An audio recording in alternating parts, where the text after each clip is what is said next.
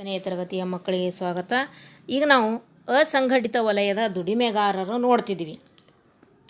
ಅಸಂಘಟಿತ ವಲಯದ ದುಡಿಮೆಗಾರರು ಅಂತಂದರೆ ಇವರಿಗೆ ಯಾವುದೇ ರೀತಿಯ ಕಾನೂನು ಚೌಕಟ್ಟಿನ ಒಳಗಡೆ ಕೆಲಸ ಮಾಡುವಂಥವ್ರು ಅಲ್ಲ ಅಂತ ಗೊತ್ತಾಯ್ತು ನಮಗೆ. ಈ ವಲಯದಲ್ಲಿ ಏನಾಗ್ತದೆ ಅಂತಂದರೆ ಸರ್ಕಾರದ ಯಾವುದೇ ಕಾನೂನು ನೀತಿ ನಿಯಮಗಳು ಅನುಸರಿಸಂಗಿಲ್ಲ. ಕಾನೂನು ಯಾವುದೇ ಚೌಕಟ್ಟಿಗೆ ಅಸಂಘಟಿತ ವಲಯಗಾರರು ಒಳಪಟ್ಟಿರಂಗಿಲ್ಲ. ಅದಲ್ಲದೆ ಇಲ್ಲಿ ತೆರಿಗೆ ವ್ಯವಸ್ಥೆಯೂ ಕೂಡ ಇಲ್ಲ, ತೆರಿಗೆ ಕಟ್ಟಂಗಿಲ್ಲ ಅವರು. ಆಮೇಲೆ ಈ ವಲಯವು ಅತ್ಯಂತ ಸಣ್ಣ ಪ್ರಮಾಣದ ವ್ಯವಹಾರಗಳನ್ನು ಒಳಗೊಂಡಿರ್ತದೆ. ಅಂದರೆ ಇವರಿಗೆ ಯಾವುದೇ ಕಾನೂನು ಚೌಕಟ್ಟುಗಳಿರಂಗಿಲ್ಲ. ಇವ್ರ ಆದಾಯಕ್ಕೆ ಸರಿಯಾದಂಥ ದಿನದ ಆದಾಯ ಇಷ್ಟೇ, ಇವ್ರದ್ದು ಒಂದು ತಿಂಗಳದ ವೇತನ ಇಷ್ಟೇ ಅಂತ ಹಿಂಗಿರಂಗಿಲ್ಲ. ಹಾಗಾಗಿ ಇವರು ತೆರಿಗೆ ವ್ಯವಸ್ಥೆ ಇರಂಗಿಲ್ಲ.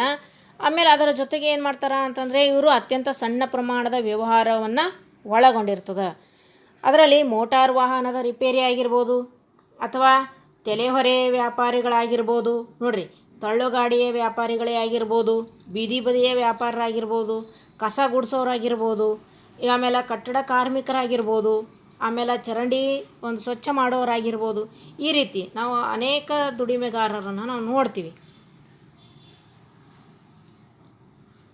ಇನ್ನು ಸಂಘಟಿತ ವಲಯಗಾರರಲ್ಲಿ ನಾವು ನೋಡೋದಾದ್ರೆ ಸಂಘಟಿತ ವಲಯದ ದುಡಿಮೆಗಾರರು ಇವರೇನಾಗಿರ್ತಾರೆ ಅಂತಂದರೆ ದುಡಿಮೆ ವಲಯಗಳನ್ನು ಪ್ರಾಥಮಿಕ ಹಾಗೂ ಮಾಧ್ಯಮಿಕ ಅಂತ ನಾವೇನು ಹೇಳ್ತೀವಿ, ಅದರಲ್ಲಿ ಸಂಘಟಿತ ವಲಯ ಮತ್ತು ಅಸಂಘಟಿತ ವಲಯ ಅಂತ ಎರಡು ಪ್ರಕಾರಗಳನ್ನು ನಾವು ನೋಡಿದ್ವಿ.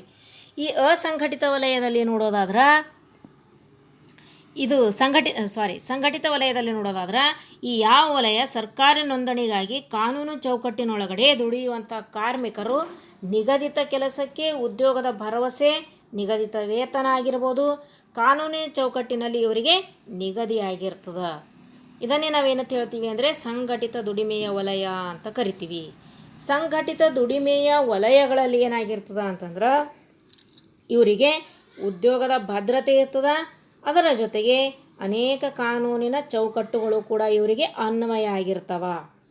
ಇವರಿಗೆ ಕನಿಷ್ಠ ವೇತನ ಕಾಯ್ದೆ, ಆಮೇಲೆ ಕಾರ್ಖಾನೆಗಳ ಕಾಯ್ದೆ, ಆಮೇಲೆ ವಿಶೇಷತೆಗಳ ಕಾಯ್ದೆ ಆಗಿರ್ಬೋದು, ಪ್ರಾವಿಡೆಂಟ್ ಫಂಡ್ ಕಾಯ್ದೆ, ಇಲ್ಲೆಲ್ಲವೂ ಕೂಡ ಇವರಿಗೆ ಕಡ್ಡಾಯವಾಗಿರ್ತದೆ. ಇನ್ನು ಸಂಘಟಿತ ವಲಯದಲ್ಲಿ ಪ್ರಮುಖವಾಗಿ ಯಾರ್ಯಾರು ಬರ್ತಾರ ಅಂತಂದರೆ ಶಾಲೆಗಳಾಗಿರ್ಬೋದು, ಅಥವಾ ಆಸ್ಪತ್ರೆಗಳಾಗಿರ್ಬೋದು, ಆಮೇಲೆ ಕೈಗಾರಿಕೆಗಳಾಗಿರ್ಬೋದು, ಸರ್ಕಾರದ ಆಡಳಿತ ಸೇವೆಗಳಾಗಿರ್ಬೋದು, ವಾಣಿಜ್ಯ ಬ್ಯಾಂಕ್ಗಳು, ಜಿಯೋ ವಿಮಾ ಕಂಪನಿಗಳು, ಸೈನಿಕರು ಇತ್ಯಾದಿಗಳು ಈ ಸಂಘಟಿತ ವಲಯದಲ್ಲಿ ಬರುವಂಥ ದುಡಿಮೆಗಾರರು ಆಗಿರ್ತಾರೆ. ಈ ರೀತಿ ಇವರೆಲ್ಲರೂ ಸಂಘಟಿತ ವಲಯದ ದುಡಿಮೆಗಾರರ ಇವರಿಗೆಲ್ಲರಿಗೂ ಕರೀತಾರೆ. ಇನ್ನು ಈ ಒಂದು ಕಾರ್ಮಿಕ ವರ್ಗಕ್ಕೆ ಉದ್ಯೋಗದ ಭದ್ರತೆ ಸೇರಿದಂಗೆ ಅನೇಕ ಸಂಚಿತ ಸೌಲಭ್ಯಗಳು ನೀಡ್ತಾರೆ. ಆಯಾ ಸಂಸ್ಥೆಗಳ ಜವಾಬ್ದಾರಿ ಆಗಿರ್ತದೆ ಅವರಿಗೆ ಎಲ್ಲ ಕೊಡೋದು. ನಿಗದಿತ ದುಡಿಮೆಗೆ ನಿಗದಿತ ಸಮಯದಲ್ಲಿ ವೇತನವನ್ನು ಪಡೆಯೋದರ ಜೊತೆಗೆ ಇವ್ರು ಏನು ಮಾಡ್ತಾರೆ ಅಂತಂದರೆ ಹೆಚ್ಚಿನ ಅವಧಿ ಕೆಲಸ ಮಾಡಿದ್ರು ಅಂತಂದರೆ ಅವರಿಗೆ ಹೆಚ್ಚುವರಿ ವೇತನವನ್ನು ನೀಡೋದು ಕೂಡ ಕಡ್ಡಾಯವಾಗಿರ್ತದೆ. ಒಟ್ಟಾರೆ ಈ ವಲಯದಲ್ಲಿ ನಾವು ನೋಡೋದಾದ್ರೆ ಉದ್ಯೋಗದ ನಿಯಮಗಳು ನಿಗದಿಯಾಗಿರ್ತವ. ಅದಲ್ಲದೆ ಕಾರ್ಮಿಕ ಮತ್ತು ಉದ್ಯಮಿಗಳಿಗೆ ನಡುವೆ ಕಾನೂನಾತ್ಮಕವಾದಂಥ ನಿಗದಿತ ಸಂಬಂಧವೂ ಕೂಡ ಇವರಿಗೆ ಇರ್ತದೆ. ಇನ್ನು ನಾವು ಅಸಂಘಟಿತ ವಲಯದ ದುಡಿಮೆಗಾರರ ಸವಾಲುಗಳನ್ನು ನಾವು ನೋಡೋದಾದ್ರೆ ಇದರಲ್ಲಿ ನೋಡ್ರಿ ಅಸಂಘಟಿತ ದುಡಿಮೆಗಾರರು ಅನೇಕ ಸವಾಲುಗಳನ್ನು ಎದುರಿಸ್ತಾರೆ. ಈ ವಲಯದಲ್ಲಿ ದುಡಿಯುತ್ತಿರೋರಿಗೆ ನಿಗದಿತ ಕೆಲಸವಾಗಲಿ, ನಿಗದಿತ ವೇತನವಾಗಲಿ, ನಿಗದಿತ ಸೌಲಭ್ಯಗಳಾಗಲಿ ಇರಂಗಿಲ್ಲ. ಕನಿಷ್ಠ ವೇತನವೂ ಕೂಡ ಇವರಿಗೆ ಸಿಗಂಗಿಲ್ಲ. ಅದರಲ್ಲಿ ಪ್ರಮುಖವಾದವು ಅಂತಂದರೆ ವಲಸೆ. ಇದು ಪ್ರತಿದಿನ ಜೀವನೋಪಾಯಕ್ಕಾಗಿ ಪ್ರತಿದಿನ ದುಡಿಯಲೇಬೇಕಾದಂಥ ಜನರು ವಾಸಿಸುವ ಸ್ಥಳದಿಂದ ಏನು ಮಾಡ್ತಾರೆ ಅಂತಂದರೆ ಬೇರೆ ಸ್ಥಳಕ್ಕೆ ತಮ್ಮ ಕೆಲಸದ ಸಲುವಾಗಿ ಬೇರೆ ಸ್ಥಳಕ್ಕೆ ಅವರು ಕೆಲಸಕ್ಕಾಗಿ ವಲಸೆ ಹೋಗ್ತಾರೆ. ಈ ವಲಸೆ ಸಂಘಟಿತ ದುಡಿಮೆಯೊಳಗೆ ಇದು ಒಂದು ಲಕ್ಷಣವೂ ಆಗ್ಯದ ಅಸಂಘಟಿತ ದುಡಿಮೆಗಾರರಲ್ಲಿ. ಅಸಂಘಟಿತ ದುಡಿಮೆಗಾರರ ದುಡಿಮೆಯನ್ನು ಅಲ್ಲಿ ಏನು ಮಾಡ್ತಾರೆ ಅಂತಂದರೆ ಹರಿಸಿಕೊಂಡು ಒಂದು ಸ್ಥಳದಿಂದ ಮತ್ತೊಂದು ಸ್ಥಳಕ್ಕೆ ವಲಸೆ ಹೋಗ್ತಿರ್ತಾರೆ. ಹಿಂಗೆ ವಲಸೆ ಹೋಗುವಂಥ ಜನರಿಗೆ ಸಾಮಾಜಿಕ ಭದ್ರತೆ ಇರಂಗಿಲ್ಲ.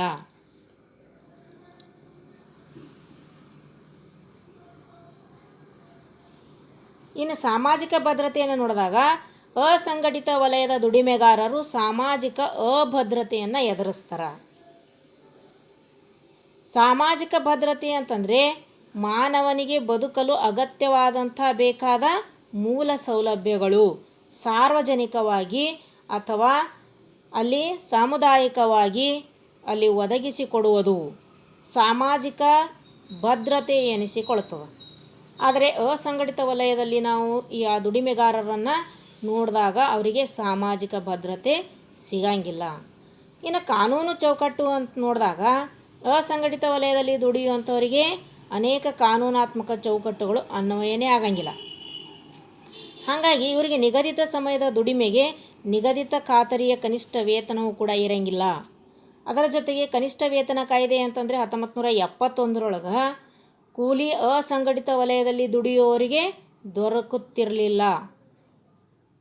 ಪ್ರಾವಿಡೆಂಟ್ ಫಂಡ್ ಇತ್ಯಾದಿ ಕಾನೂನಾತ್ಮಕ ಆರ್ಥಿಕ ಬೆಂಬಲಗಳು ಅಸಂಘಟಿತ ವಲಯದ ದುಡಿಮೆಗಾರರಿಗೆ ಇರಂಗಿಲ್ಲ. ಇನ್ನು ನಾವು ಬಾಲಕಾರ್ಮಿಕರನ್ನು ನೋಡೋದಾದ್ರೆ ನೋಡ್ರಿ, ಅಸಂಘಟಿತ ವಲಯಗಳಲ್ಲಿ ಅರೆಕುಶಲ ದೈಹಿಕ ಶ್ರಮ ಆಧಾರಿತ ಕೆಲಸವನ್ನು ಮಕ್ಕಳು ಅತ್ಯಂತ ಕೆಟ್ಟ ಪರಿಸ್ಥಿತಿಯಲ್ಲೂ ಕೂಡ ಮಾಡೋದನ್ನು ನಾವು ನೋಡ್ತೀವಿ. ಪಟಾಕಿಯಲ್ಲಿ ಕಾರ್ಖಾನೆ ಕೆಲಸ ಮಾಡೋದಾಗಿರ್ಬೋದು, ರಾಸಾಯನಿಕ ವಸ್ತುಗಳು ಮತ್ತು ಜೀವಕ್ಕೂ ಭದ್ರತೆ ಇಲ್ಲದೆ ದುಡಿಯುತ್ತಿರೋರು ಹೆಚ್ಚಿನವರು ಮಕ್ಕಳು, ಬಂಡವಾಳಶಾಹಿಗಳಾಗಿರ್ಬೋದು. ಈ ವ್ಯವಸ್ಥೆ ದುಡಿಮೆ ಕೂಲಿಗೆ ಹೆಚ್ಚು ಶ್ರಮ ಆಧಾರಿತ ಕೆಲಸ ಮಾಡುವುದನ್ನು ನಾವು ಬಯಸ್ತೀವಿ. ಇದಕ್ಕೆ ಮೊದಲು ಬಲಿಯಾಗೋರು ಯಾರು ಅಂತಂದರೆ ಮಕ್ಕಳೇ ಮೊದಲು ಬಲಿಯಾಗ್ತಾರೆ.